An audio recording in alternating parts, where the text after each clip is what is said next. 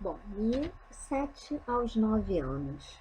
Vamos lá. Agora a criança já tem os seus interesses, já tem suas preferências, e é importante a gente respeitar essas preferências, já tem suas aversões, mas o hábito, se ele ainda não está instalado, é importante que a gente, de alguma forma, estimule que esse hábito de leitura aconteça, tá? Então, o que a gente pode fazer? Vale tudo, não precisa ser aquela leitura dos melhores autores e tal. É importante que tenha essa relação com o livro de alguma maneira. Então, a história em quadrinho permanece. É, livros que às vezes não têm um enredo tão sofisticado, mas são interessantes.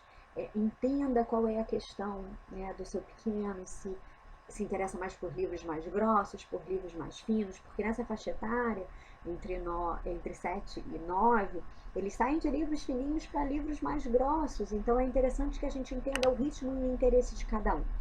Mas não tem problema, eu acho que a gente tem que apelar, olha, livros relacionados a filmes, olha, esse aqui é até um pouco mais longo, porque conta a história inteira do filme. E é um livro que a criança com 7, 8 anos já consegue ler, dependendo do nível de concentração e até o nível de disciplina, porque não precisa ler tudo de uma vez só. Ele pode ir lendo um pouquinho a cada dia. Né? Ah, mas meu filho detesta ler. Não tem problema aqui, ó. Charadinhas, sabe? O que é. São coleçõezinhas que você vai estabelecendo esse hábito, criando essa relação com o livro de alguma forma, que seja de uma forma lúdica.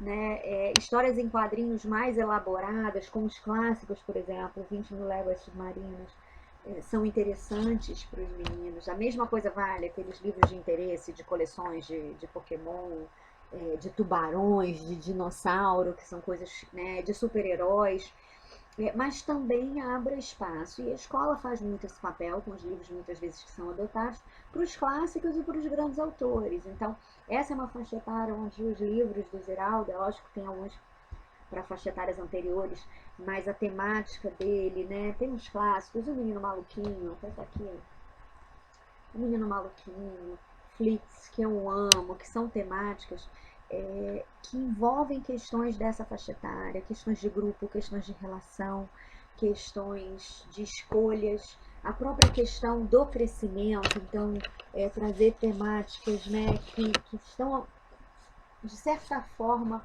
né, que interessam a eles. Olha, a questão do crescimento, pó do crescimento, a questão da alimentação, muitas vezes a gente sabe que nessa faixa etária tem outra virada aí alimentar muito interessante.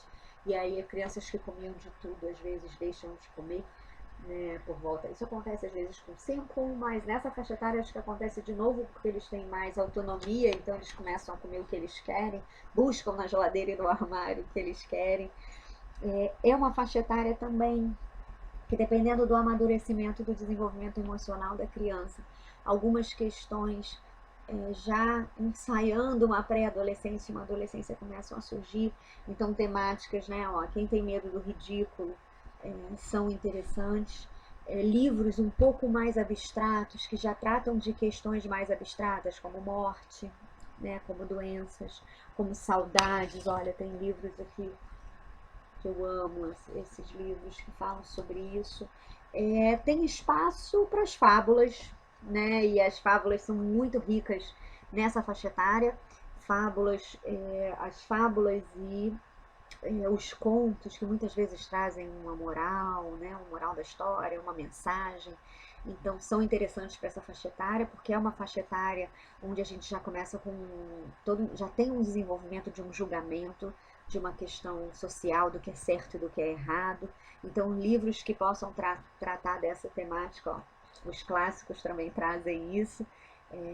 São interessantes para essa faixa etária, sobre mentira, sobre o que é certo, sobre o que é errado, o que é bom, o que é ruim. Eles já fazem uma distinção de fantasia e realidade, então é uma faixa etária também que conteúdos científicos podem começar a ser apresentados, né? Os meninos às vezes se interessam antes por isso, como eu falei, lá dos dinossauros e tudo, mas também podem ser apresentados, leitura de revistas, leitura de jornais, né? Você sabia, aquelas coletâneas Recreio, né, que tinha antigamente, de curiosidades, de coisas nessa linha, são bem interessantes. Eu gosto muito, muito de explorar a coisa do gibi também. E aí você começa a ter os gibis mais elaborados de clássicos, né?